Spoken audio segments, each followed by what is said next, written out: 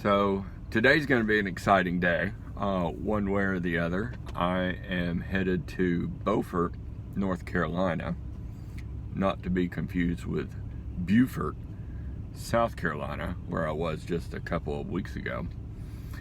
But I am taking a charter out somewhere in the ocean to go diving. I hope I will be able to take you with me. My GoPro camera, which I can take underwater, which is the GoPro you can take underwater up to like 30 feet, I think, before you have to start worrying about pressure. Well, I'm going probably at least 100 feet today, if not maybe a little bit more, I don't know. So you have to have a special case for the GoPro to be able to go that deep. Well, I've got one, and much to my dismay this morning when I was trying to get everything ready, I discovered that the case is broken. It won't seal. So that sucks. Not only because they're not cheap, but it leaves the question open, am I going to be able to find another one before we hit the dive boat this morning? Now, thankfully, the dive was supposed to set out at 7 o'clock this morning out of Beaufort, which would mean I'd have to be getting up at like 4 o'clock in the morning. Well, for whatever reason, they have postponed the trip till 11 o'clock today. So it is now only, it's about 20 till 8 o'clock. So I've got 3 hours to get up there, and hopefully I'm take some photographs along the way. But there's also a Best Buy in Morehead City, and I'm going to see if I can't swing in there and find me a replacement case for my GoPro.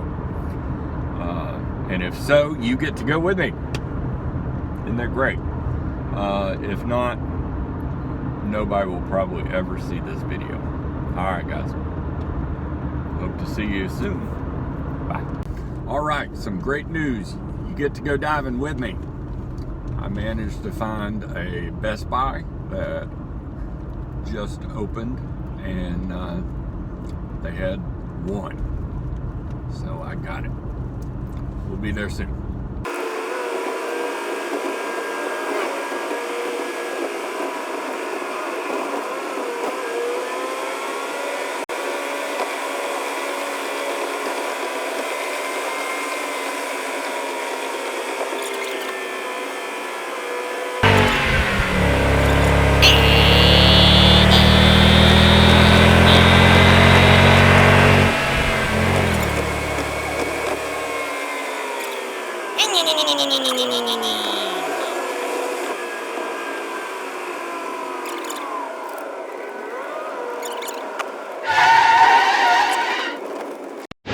Hey guys, so I'm here at the dock where we're gonna go diving, where we're gonna take off to go diving anyway. So I thought I would show you a little bit about my own equipment and what I'm using. Got some fancy gloves yesterday. Got me a knife here that's gonna protect me from sharks and, well, not really. It's gonna protect me from fishing lines. This is my BCD. These are my fins. And in here I got my regulator and some booties and whatever else I need. But that's about it. Okay. And looking forward to it. We'll see you in the water.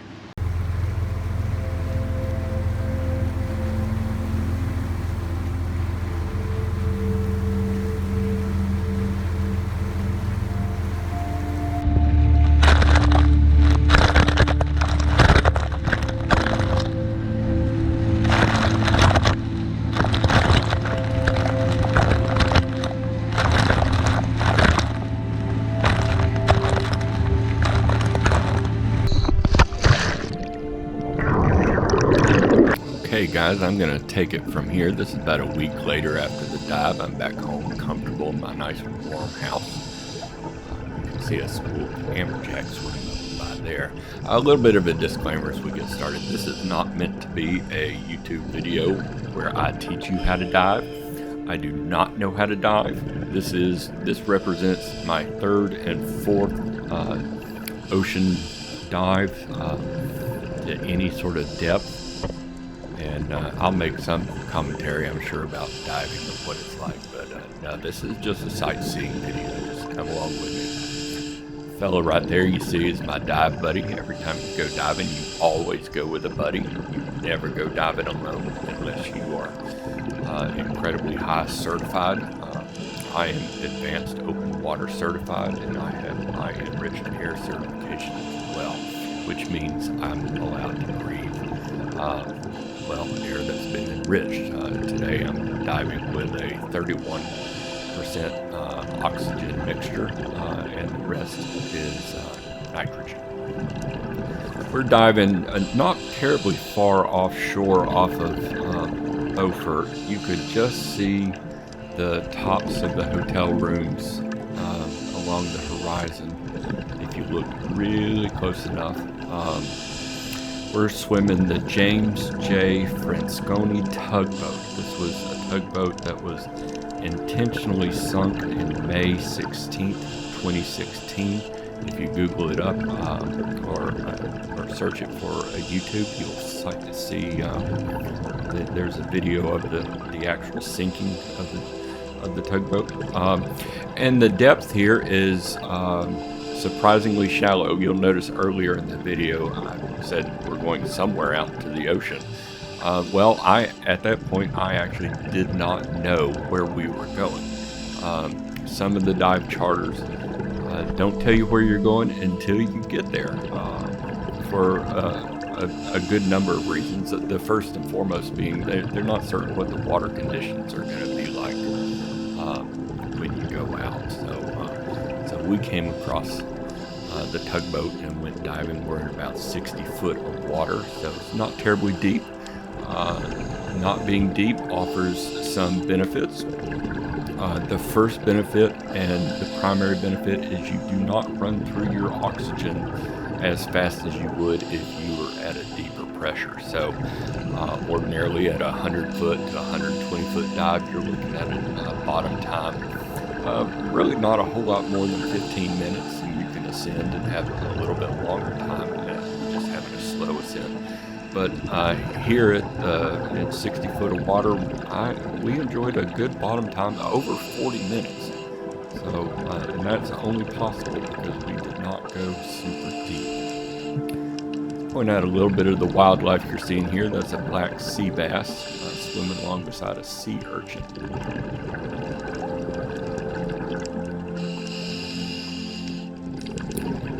Fish you see with the ring around their tail is called a ringtail.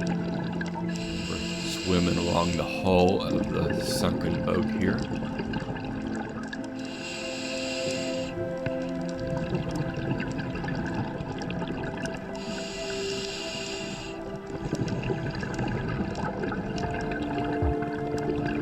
I am wearing a wetsuit. The water temperature, my water temperature gauge said the water temperature was 80 degrees, but there's no way that was right.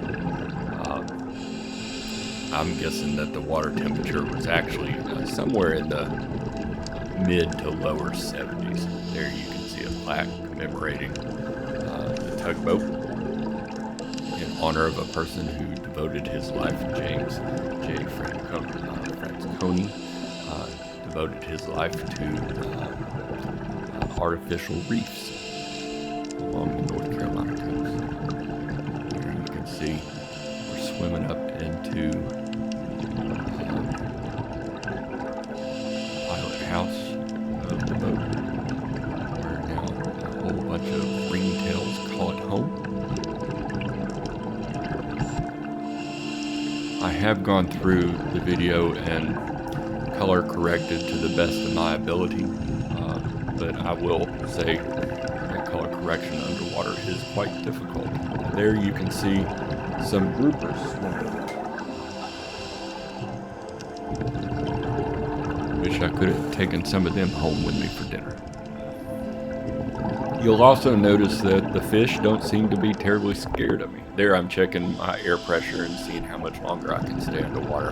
Looked like I had about 2,000 pounds of air left, so I've still got a good ways to go.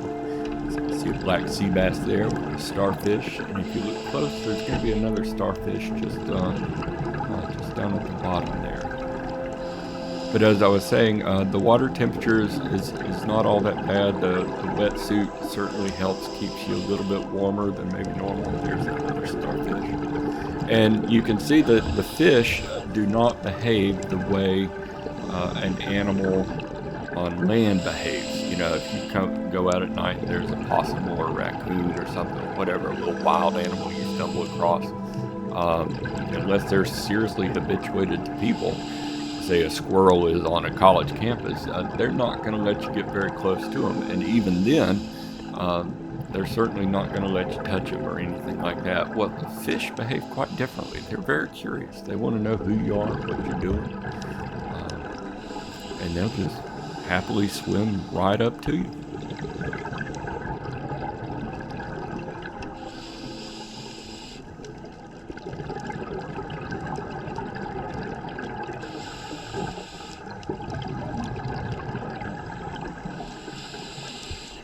Tell me when you see it.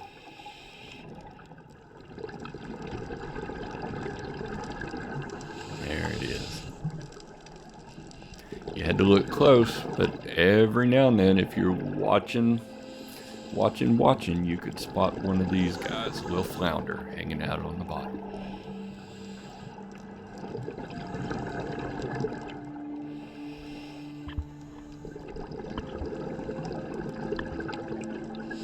You can see the transition of light there. My dive buddy came along and he had an underwater torch or underwater flashlight, and he would shine the light on it, and that kind of disrupts the color. This is actually not at the first dive. This is not actually at the tugboat, but at our second dive, and I'll say a little bit more about that when we get there. But this is the mass of the ship, and I'll tell you a little bit more about what kind of ship we're looking at later. Tell me when you see it.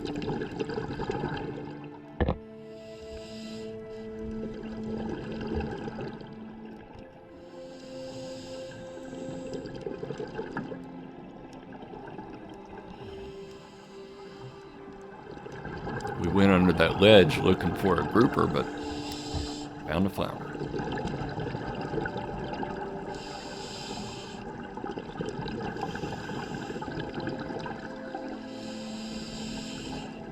Look there, what a surprise.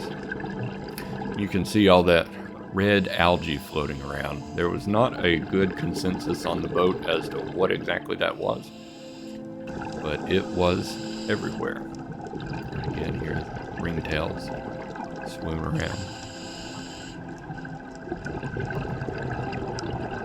And it never ceases to amaze me, the big old school of bait fish come up, and they don't care.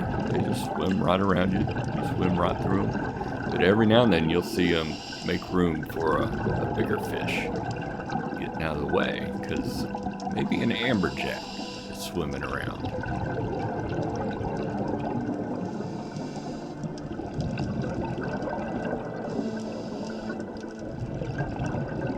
And there he is, an amberjack, or an AJ. Tough fighting fish. If you have ever fought one, you know what a good fight is all about. These guys are tough fish.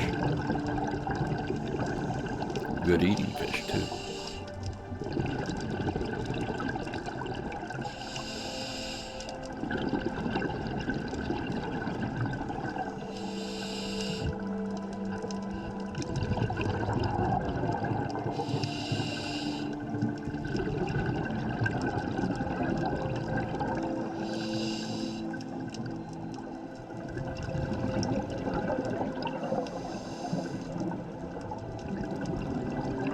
The water visibility at both dive sites was not stellar. I would guess that the water visibility was maybe 20 foot, maybe a little bit more. I'm not entirely sure. The second dive site was close, but not as good. And by the time we got to the second dive site, it was starting to get on in the afternoon, and the cloud cover, as you saw earlier and you'll see later, is just complete overcast. So not a whole lot of sunlight able to get down there. So now we're at our second dive site, and this is the W.E. Hutton, sometimes called the Hut. It is a tanker that was sunk in World War II by a U-boat, a German U-boat. And we are, let's see, the depth here is going to be a little bit deeper, maybe around 70 foot. And here we have some spadefish swimming around with us. Spadefish are wonderful fish to catch on the fishing pier. They are tough fighting and good eating fish. And one of the things they like to eat is jellyfish.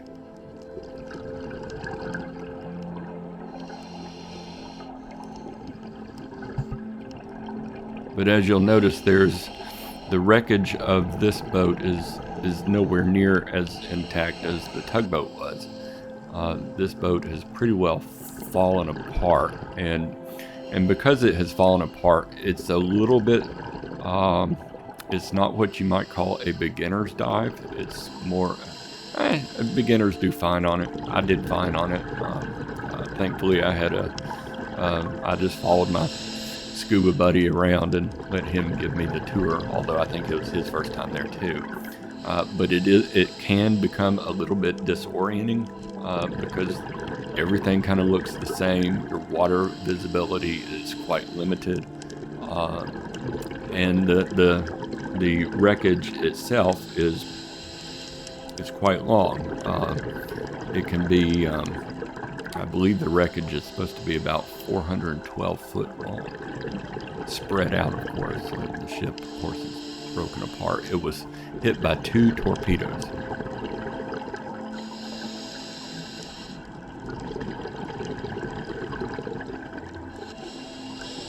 Here we have another flounder. Did not like me poking it.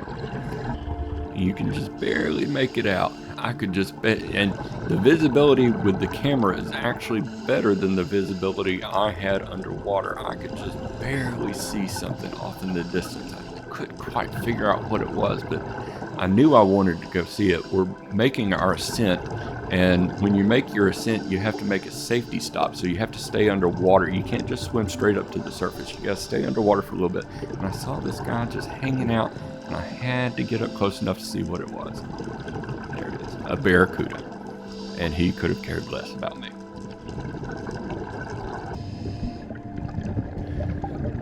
Okay guys, we're back at the surface, and that's gonna wrap up our dive. Hey, thanks for going with me, all right?